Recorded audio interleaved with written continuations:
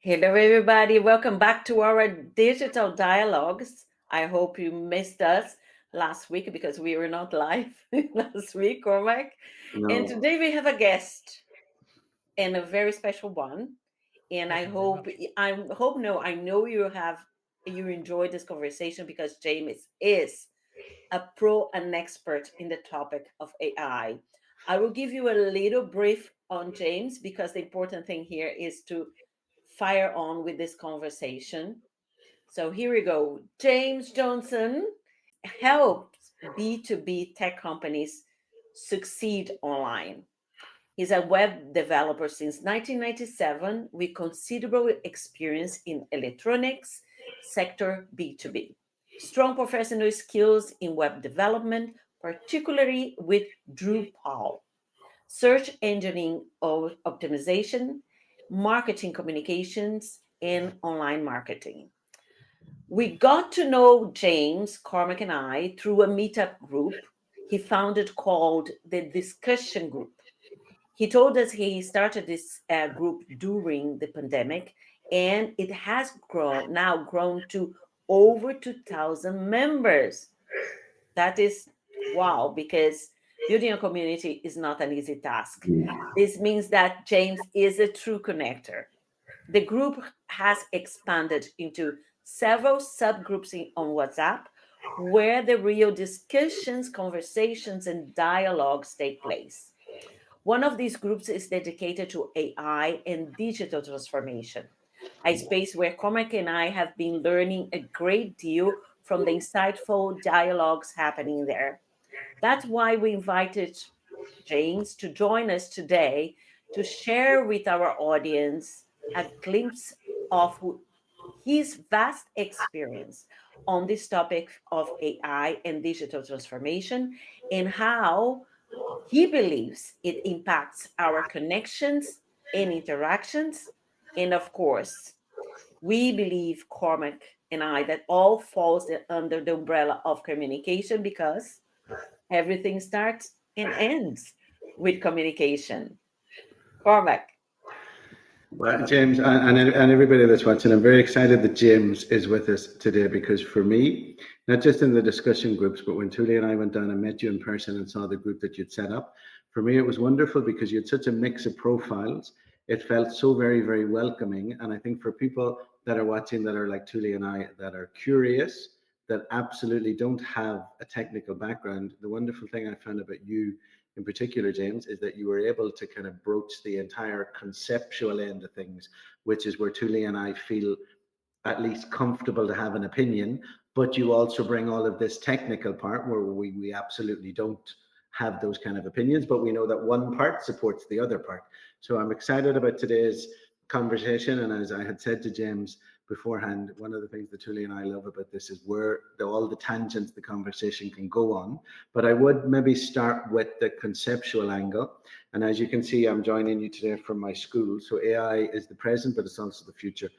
Where do you think AI is going to take us, James? Conceptually speaking. And then that's a huge question. We don't start with small questions here, yeah. James.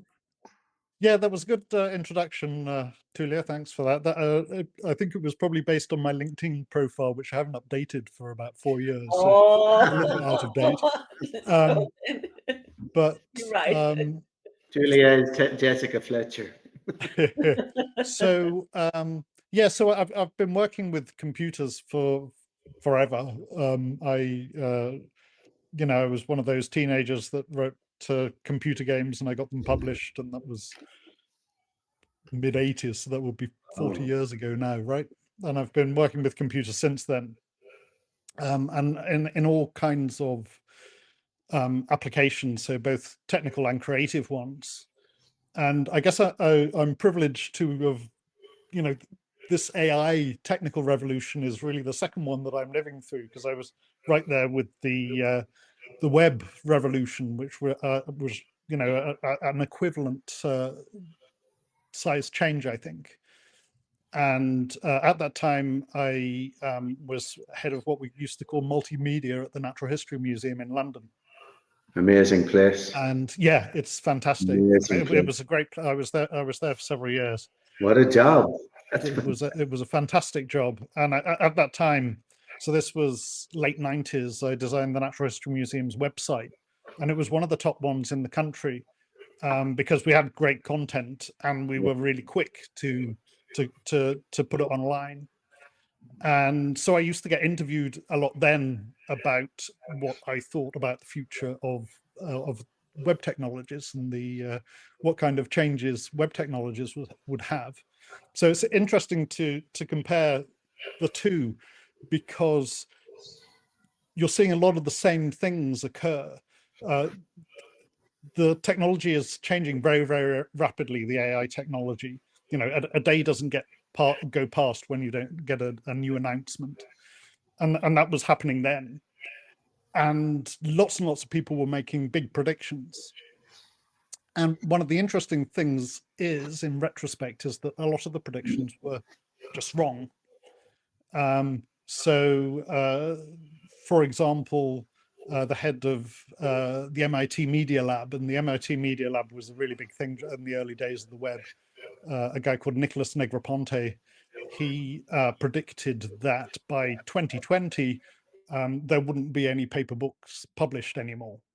And thank God he was wrong about that, right? Because we are living through a golden age of books now. There are more published than ever. And newspapers are still being published. Obviously, there have been big changes, but a lot of the ones that were predicted didn't happen. So another big prediction then was that universities would be completely revolutionized and everybody would be learning online, and that universities would have to completely change how they gave educations. And that, again, hasn't really happened to the extent that people predicted. And politically, it was thought that there would be kind of a lot more democracy because people will be able to vote on much smaller issues, voting online. And again, that hasn't really happened. And the things that have happened, especially this last decade, weren't predicted at all. So the kind of negative effects of social media and the sort of negative political influence that would have wasn't predicted at all. So when it comes to predictions of what's going to happen with AI, I always kind of bear that in mind. It's things that are seemingly obvious, that don't necessarily happen, and things that we don't predict that do. Also, I would say that the changes that happened with the web didn't take place quite as fast as people were predicting them. And I think the same thing will probably happen with AI, that, it's fairly obvious that a lot of jobs are going to be very much changed by AI, and some jobs will completely disappear. But that will probably be happening a little bit more slowly than people are predicting, because AI isn't quite up there yet to completely replace people. So does that answer your first question? Well, it does, but it touches on a lot of things that I see. I haven't answered. I haven't answered it. No, you have. I've said that I've given my reasons for not answering it, I guess. No, but you, in a way, by doing that, you've answered a lot of it, and that's something that I definitely see in the school. That there is a concept out there that the younger you are, the more AI is at your fingertips. So somebody like Tuli and I, we're running around with ChatGPT and various things, and we think we're the bee's knees, and 13, 14-year-olds must be using 1,000 applications at a time. But when I actually talk to them, they're kind of in a way almost using the same things we are. They're using the ChatGPT, they're using this, all of these, as we keep hearing every week, there's 50, 100, 300 more apps coming out. It hasn't filtered down to the daily use, I think, even among the young people. Yeah. And so therefore, I would agree with you in the sense, you've already lived it once. I would agree with you that the kind of in a way, sometimes it feels like the hysteria of it's all going to change and it's all going to change quickly and it's all going to change tomorrow. I don't see that happening at the younger level. And I also agree with you that some predictions at the time with the web and probably now feel very, very obvious to make. And then the whole thing about where social media went and all the dark side of that, nobody really predicted how that was going to come at the time. So things go in much different ways than you think, and it's never a straight line, and there's always little offshoots that you go, wow, who knew that was going to happen? Yeah.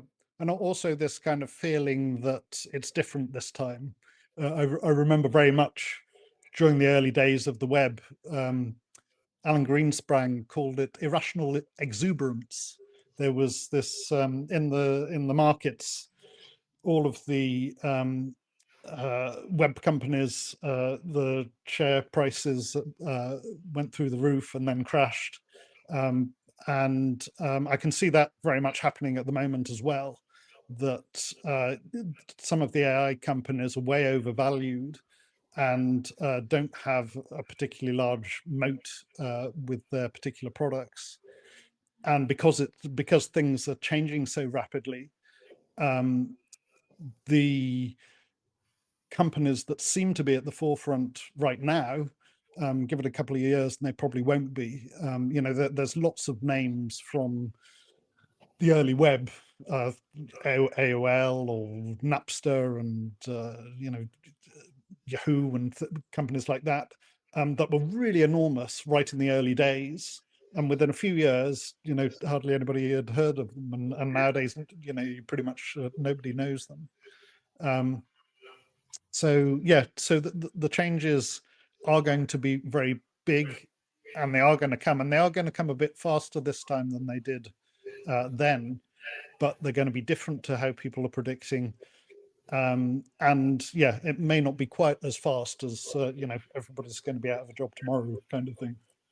Well, because I think that also comes back to what you said about the prediction that by 2020 there'll be no such thing as books, universities will be completely revolutionized, etc. Whereas really we saw that the internet made those things more accessible, more important, more people were able to write. And now with the new AI tools, writing and studying and being part of that conversation is getting easier and easier, but it hasn't replaced it, hasn't taken away. It's actually made them stronger. And so all of the worries, and I think that probably, and this is where Tulia and I are coming from the communication sector, what you could see as a potential threat is really only a threat if you don't learn to use it and walk with it and absolutely and weave it into what you're doing. It's when you sit down and go, I'm afraid, okay, that's when you've lost. Yeah, absolutely. They're just tools at the end of the day, and if you learn the tools, then you'll keep your job. It's going to be those people that don't keep up with the technology that are going to be really at risk with their jobs, I think. I would like to add that Cormac mentioned about fear. It's normal that we feel some fear, the fear of the unknown, because we don't understand. We are not an active agents in this transformation, in this digital transformation. You are, James, somehow, but Cormac and I are not. And people in our environment, they because of it feels very complex, it feels overwhelming, people tend to retreat. And our invitation, Cormac and I, in these dialogues is to people to become curious. Yes. Because we know now from fact, because of our reading, watching videos, we are doing also a training to understand more about AI and how we can incorporate, embrace in what we do, that for the ones in working in the corporate environment, in the just now around the corner, they will be looking for people that can be the ones analyzing and vetoing, yes or no, we do or we implement this, or we don't implement this, to follow, to track, to manage workflows with the technology. Yeah. So I believe that people, instead of, and because also this is so second nature for me to be curious, to be nosy, that I feel like it's an opportunity here now. Yes, it's a technology that's happening in the speed from what we understand much faster than the previous technologies, but it's still, as you said, but it still is a technology, is a tool. We prefer to call it as an agent, and our job here is to learn as much as we can to understand the Yes. impact and to maybe foresee some impacts Yeah. that we don't Yeah. want and be able to prevent them to happen. Yeah. I think Toward one it. slight change with the web compared to AI is Mm. that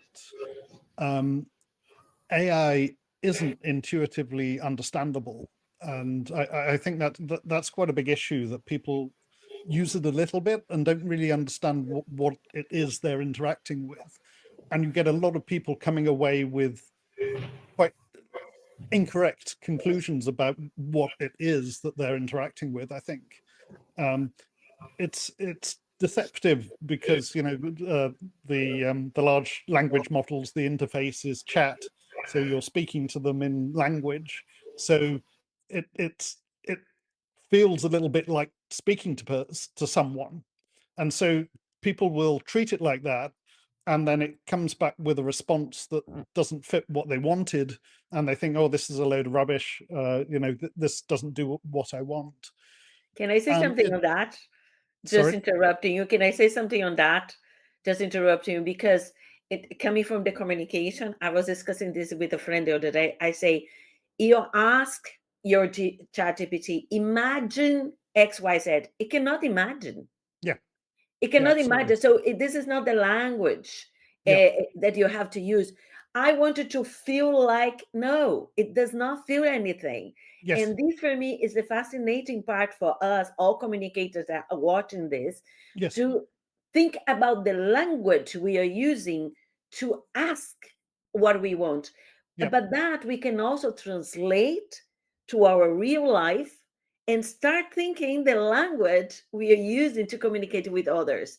Yeah. Because That thing of it not having feeling is absolutely key, because that is the way that it is less capable than a person, and it's a really important point.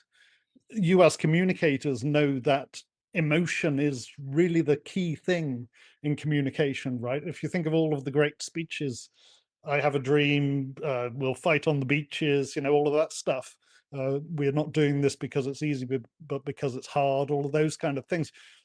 They're all speeches that are very emotional. It's the emotion is the key thing. And AI that we use does not experience any emotion, and I find it very interesting, because it's something that people really seem to get confused about, because the AI responds in language, and language is an emotional thing, right? It transmits emotion, so it's very easy to think that the AI is experiencing emotion.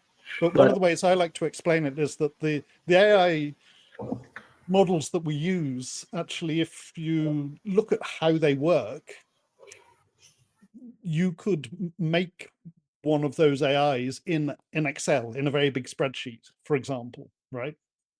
And so if you're thinking this thing can have emotion, you're basically saying, oh, an Excel spreadsheet could be emotional, which I think anybody would think it's obviously wrong, right? That idea that kind of system could have any kind of emotion or any kind of sensation, see the color red, or feel anger, or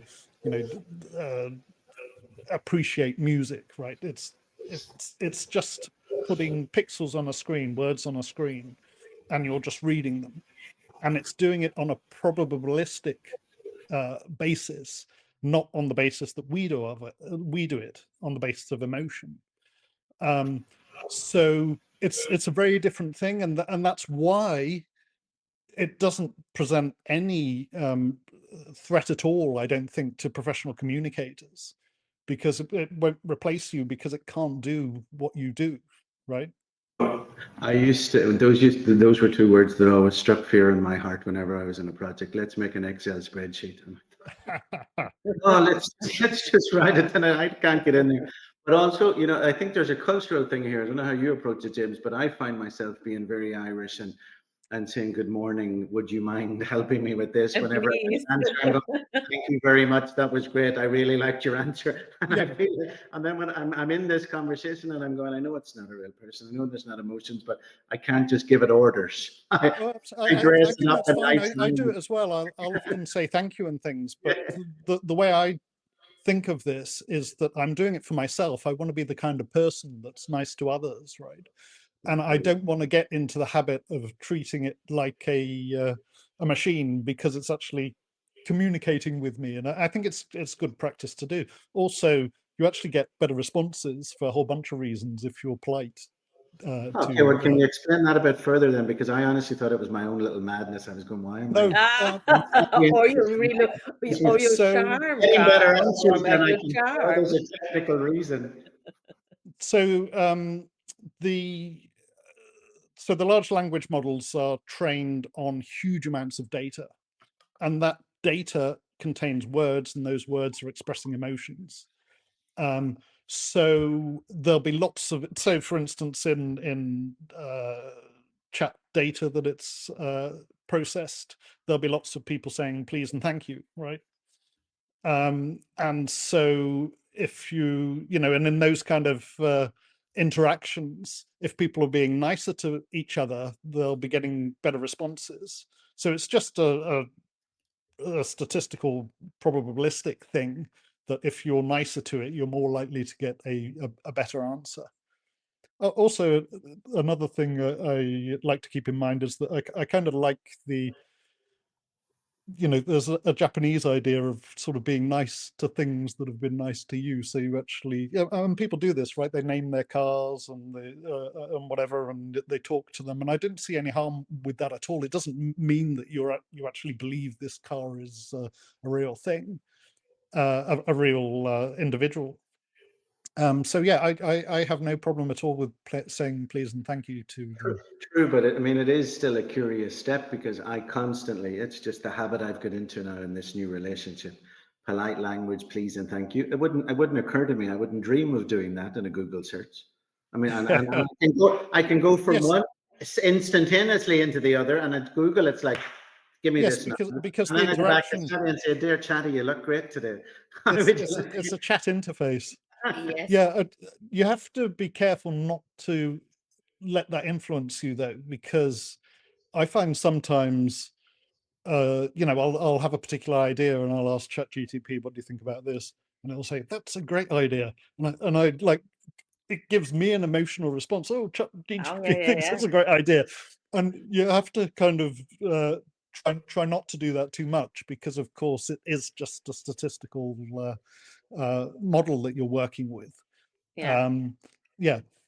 It reminds me here, just like a side track here a little bit, when you're talking here about naming things, and this connection reminds me the movie Castaway. Do you remember Wilson?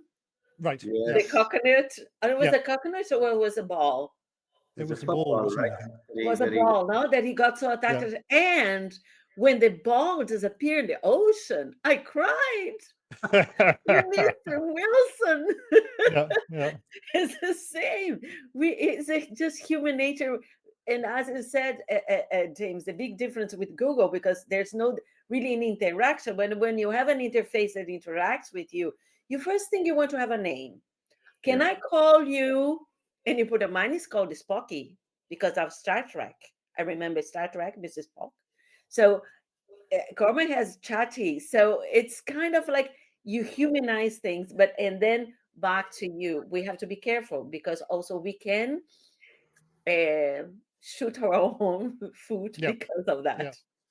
But in terms of being a communicator, so I've said, great speeches, great communication tends to be emotional, but also humor. If one of the most popular TED Talks ever was Sir Ken Robinson talking about creativity in schools, and it's a very funny talk. And generative AI does not experience humor. It can't tell if something's funny or not. And really good humor is clever and it's original, right? Yeah. AIs can only work with the data that they've been trained on. Exactly. It's really impossible. Although people say, "Oh, it seems to be original," actually, no. Often the originality is coming from the people asking the questions, right? It can so it's really easy to think about this. If you imagine an AI system that draws animals, and it's been trained on thousands and thousands of pictures of cats and dogs, and you ask it to draw an elephant, it can't draw an elephant, right? That's obvious. It can only draw based on its training data. So maybe it could, if you could say, combine a cat and a dog or something, it might be able to do that. But it can only do derivative stuff based on its training data. And that's true with the ChatGTP as well, or with any large language model with a chat interface. It can only provide responses based on its training data. And Can I so ask you? not only can it not appreciate humor, it can't really be original either. Yeah, So can't. yeah. So I don't think you're ever going to get a great comedian that's a generative AI. Hmm. Of course, a few years' time, I might be eating my words, but Possibly. let's see. You never know. I have a question to you, James. Based on what you said, the training. How can we, like Cormac and I, people like Cormac and I, because we are using ChatGPT daily now, how can we be more aware and do our own training of our own tool there to really feed it with information that we know that we are expanding the database, and Right. therefore we will have better responses. Okay. Well, it really depends on what you're using, but various of the models now. In fact, just in the last couple of days, there have been announcements that I think it's one of the Google models and the OpenAI models are now saving. They're now referring to all of your previous conversations when they generate a response. Mhm. At the moment, at least with I have a subscription to ChatGPT Plus, and that has memories, so you can actually tell it to remember particular things. So what I'm saying is basically that kind of functionality is being built in. If you want to,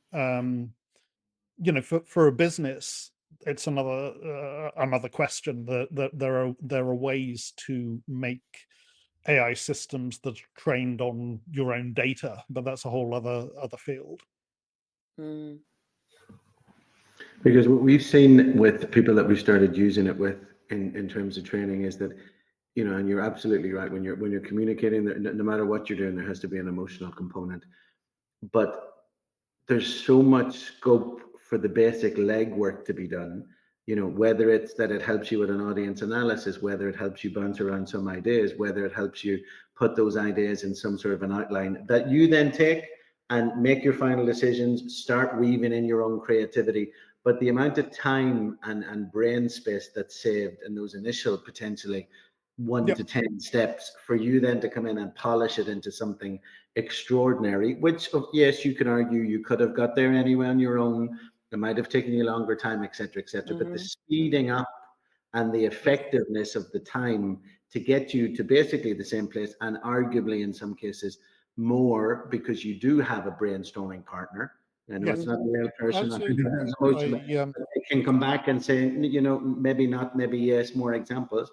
It really is a fantastic, fantastic tool for that. It is, yeah. I love it. I use it all the time, and I think it increases your productivity enormously. Absolutely. I would say that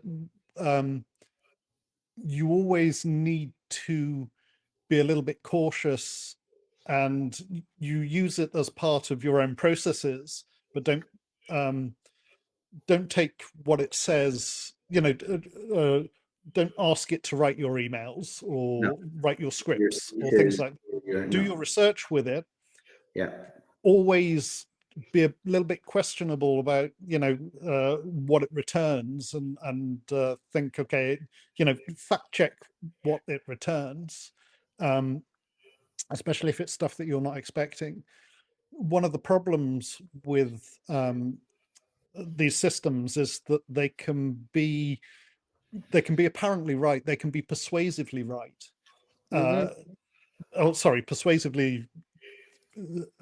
Persuasively wrong, so that that what they have returned looks like a correct answer and looks perfectly sensible, but if you actually know the subject in depth, you realize that it's just a little bit wrong.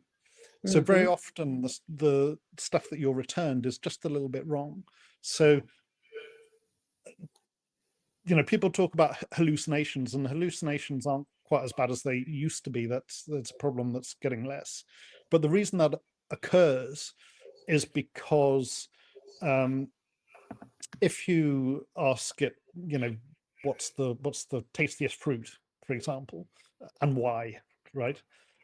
It might come back, it would start writing the tastiest fruit is, and the words in the sentence are chosen probabilistically. So the next word that it chooses, there'll be lots of potential words that it could use as the next word, and it doesn't choose the absolute the one with the highest probability. It has some randomness in it, right? So it might return apple. That might be the most probable one, but it might return kiwi or whatever. But it has to continue on the basis of what it's already written, right?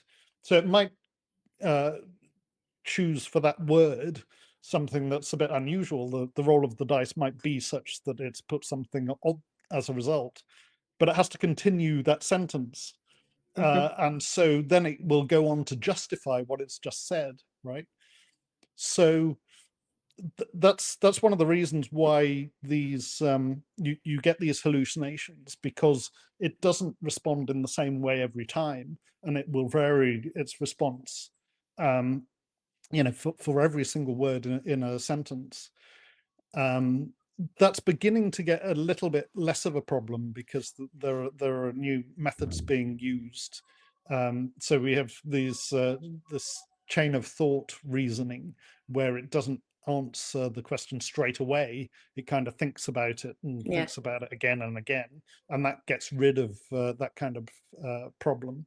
There's also ways where, rather than just thinking in one sentence, it does kind of multiple trees at the same time, and then it chooses which one of those kind of branches of the tree is best, which begins to get rid of some of these problems.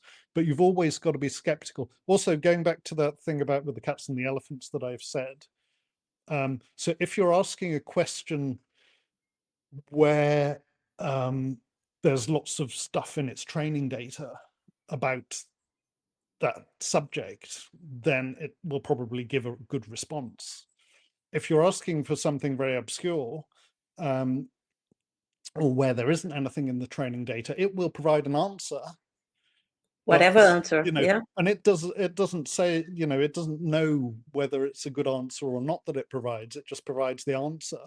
But if it's trying to draw an elephant and it hasn't got any elephants in its training data, then obviously what it produces is just rubbish. And with a picture of an elephant, at least you can tell just by looking at it. But with text on a screen, especially if it's a subject you don't know very much about, then there can be stuff in there that's just wrong, basically, but persuasively wrong, right?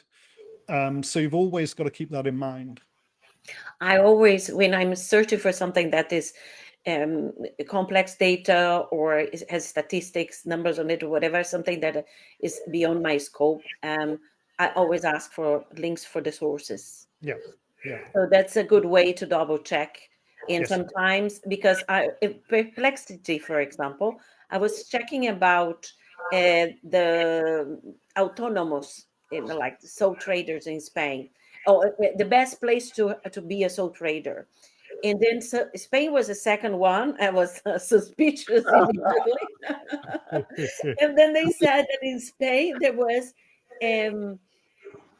autonomous would not pay VAT if they would not earn 85,000 per year. I said, what? Right. Since when? I said, I have to check this. And then I double check. I said, where did you get this information? I'm not sure about this. And then it rectified itself, said there was a law that, like, not a law, it was a proposal that did not come true, but it was a proposal that happened some time in the past. Yeah. Yeah. Well, last week in the school, it really impressed me. James is probably going to laugh, thinking you're very easily impressed. But we were up against it in time, and I had to get a draft proposal into the city hall, the closest city hall that we had, town hall, sorry, the Ayuntamiento, between a collaboration between us and the school. And it was just a very busy week. And I went into ChatGPT and said, here's the website for the town hall, here's the website for the school. We're thinking of a collaboration. Can you give me a document that gives me benefits for the town hall, benefits for the school? Thinking a bit like what Tulia was saying there, going, oh, well, you never know what's coming back. But the analysis it did, the benefits that it did that were very specific to the school, to my school, not just any school. Like, it was very specific. Your students, you're this, you're that town hall with that population in this area, put together this thing that was really, really impressive. And then again, I said, okay, this is wonderful. Nobody speaks English. Can you put it into Catalan? Yeah. Yeah, And these are good it things. wasn't just the production of the document, it was the analysis that I did of those separate websites and the meeting points between them, and then the document it provided me. That has been something that the most recently I've been very impressed. Yeah. What Yeah. it can. The more you can provide it in your prompts, the better response you're going to get. Yeah, one of the things I will often do is I'll write something, like I'll write a proposal or something like that, and then ask it, what have I forgotten here? And it'll list half a dozen things, and there might be one or two in there that I think, oh, that is really something I should have put in. Yeah, I think one of they're tremendously exciting tools, and so we've talked about improving your productivity, but also there's a whole bunch of stuff now that it's possible to do that just wasn't possible before.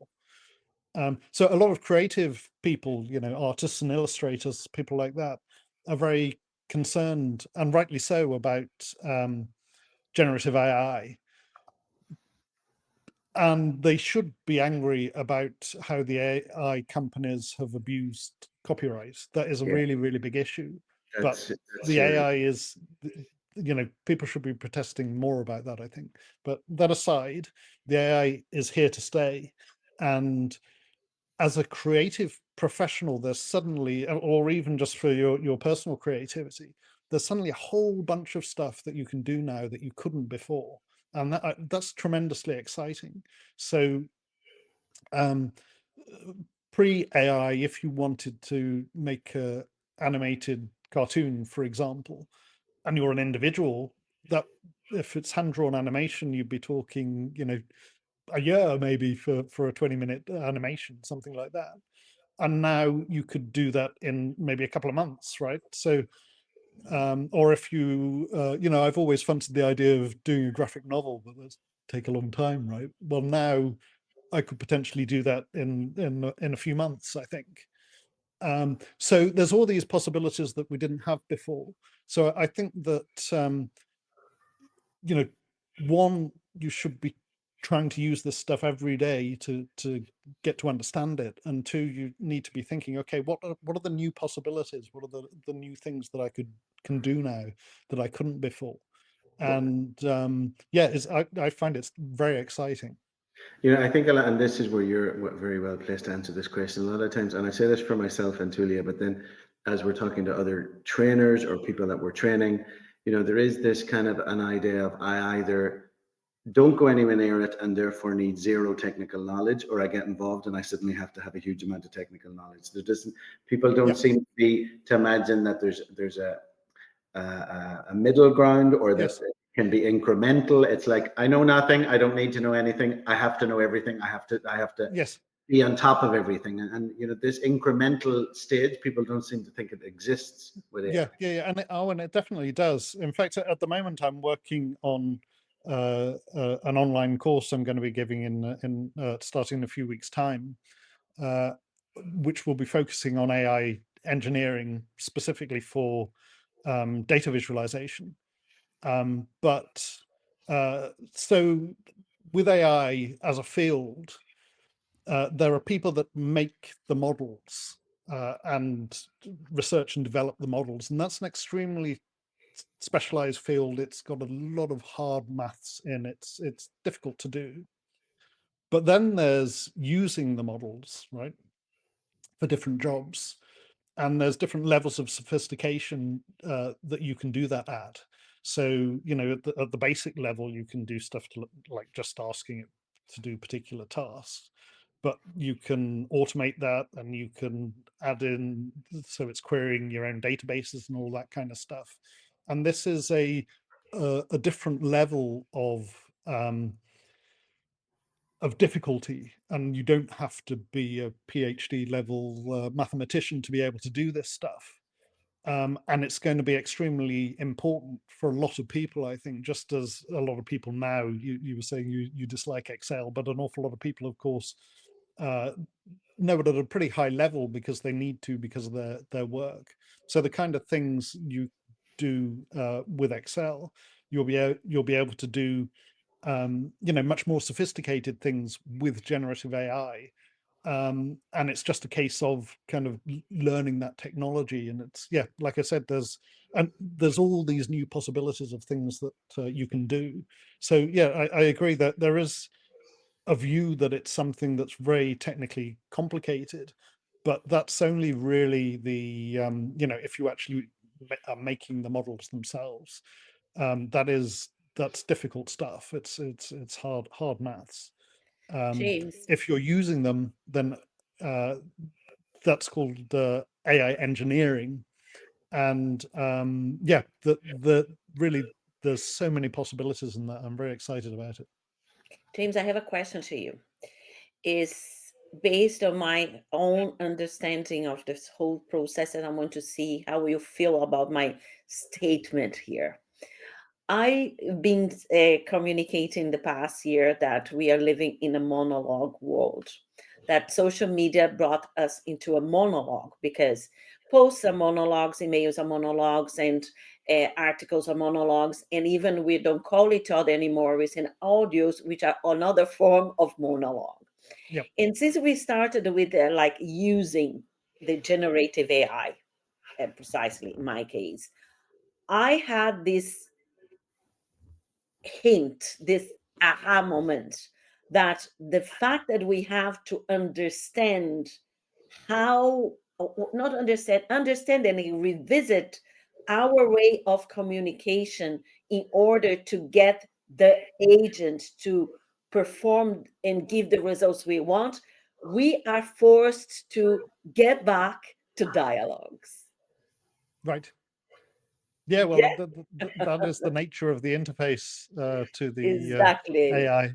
It So would be this is better why to I'm be having celebrating dialogues it. with other people, maybe, but Yeah, but because I think it's in a way, it's in the natural way, because everything we said today here, how we express ourselves to be able to get the results we need from the tool will also help us. And I speak for myself that I feel now that I'm more observant on when I'm talking to people in this fast manner that we have to elaborate what I want to say, to make sure that they understand me. Where before I was, even being in the communication business, is kind of was not so aware.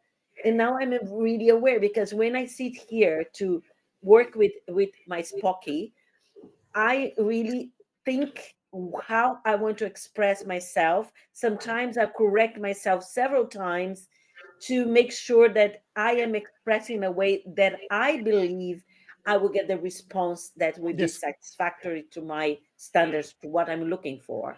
yeah, yeah, yeah. The better you prompt the AI, the more likely you'll get a good response. And I often find that I'll spend a while actually formulating a good prompt, and in doing that, I'll actually work out what the answer is. because actually thinking through what it is, what is the problem you're trying to address, is often a big part of actually working out the answer. Exactly. Yeah. Yeah. But also, I think as well, what I've learned, because Tulia and I have always been very clear in our trainings that public speaking is a skill, it's not a talent. And it's only been because I have such little patience and such a self-belief that technology is not for me, that now with Chatty, I find myself taking my own words and saying, I can't walk in front of a group of people and tell them, public speaking is easy, let's go, when I know they're terrified, and then sit down and throw the computer out the window because I can't get my head around Canva. So I have found myself with a lot more patience going, okay, that was a mistake, I'll try again. Okay, I'll try this again. Okay, I'm going to check, because it's a step and it's a skill. And I think of all of us, and that's always been our message in terms of communication, public speaking is a skill, not a talent. But I think technology, and I'm never going to be up at the level of writing the mathematical models, but approaching it with that sense of, okay, well, I've done something there. It's been a disaster. I can figure out why it was, and I come back and not do it again. That patience, I have to say, with technology is very new for me. And I would credit Chatty for that. I would. Yeah. Because I feel I have a different relationship with it as a technology than I had before. It's a new friend. But it's bled into other things. Yes. Yeah. It's a new friend. Yeah. It is. You have a relationship with. That's a whole other aspect of the future, because I think if people are anthropomorphizing it now just with a chat box, then when you're speaking to it, I mean, this technology is here already, but people aren't using it very much. When you speak to it, then it responds, and in the response there is emotion. Then it's going to be very hard for people not to have an emotional response to that and treat these things as if they are really conscious beings. And there's big dangers in that, I think, and that's going to come quite quickly. Well, it's already here, because last year, you may know, James, or people watching, I run a public speaking competition for teenagers here in Barcelona, and Tulia has been our head judge now for the last couple of years. And one of the speeches last year was one of the teenagers alerting people to that danger, saying, I have friends who struggle socially at school, go home, they have created that avatar for themselves. They have this perfect friend who mirrors everything they want. They have this wonderful relationship. And then when they have to come back out into the real world, it gets harder and harder and harder. And so they just withdraw into themselves. And what they're wanting is to get that escape back to the house, to get back into that world, to have that perfect relationship again. So it's already here, and it's already causing problems, I think. Yeah. But I think now we have to leave this for the next session. Yes. That means you're going to have to come back, James. James, I think you should be our stellar guest and come back often, because we can learn a lot from you, and we can discuss this from many different perspectives, and we'll love to have you back if you say yes. I would love to. Yeah, I would love to come back. Can I just say, if anybody is interested in the course I'm working on now, so that the title is Tell me, AI engineering for data visualization. My email address is here, so just send me an email. Tell me again the name. beyond2060.com. Sorry? The name of the course? AI engineering for data visualization. I love your email address, James@beyond2060. It sounds Star Trekky already. Yeah, well, there's a little story behind that. So there's two reasons why it's beyond 2060. So in 2060, I'll be 90 if I last that long, and so I'll probably retire by then, or maybe that's I want to reach 90, but beyond 2060 is to kind of remind myself to do things that will actually provide benefit into the future. 2060 is also the date that Isaac Newton predicted that the world is not going to end before 2060. So that's the story behind Beyond 2060. In which case, we should all be very, very safe. I saw this inside the WhatsApp group, and when we met you in person, and I'm saying again today, James, you have a wonderful gift for making the complex understandable. That was a really, really wonderful part of the conversation tonight. And I would definitely agree with Tulia. Getting you back on again whenever you can is wonderful for us and wonderful for the audience. Okay, thank you very And much. for I look forward everybody to it. there, I put the name of the course here. James Great. has the email there, so contact him. And thank you again, James, for being here with us. And the conversation just started. Let's continue.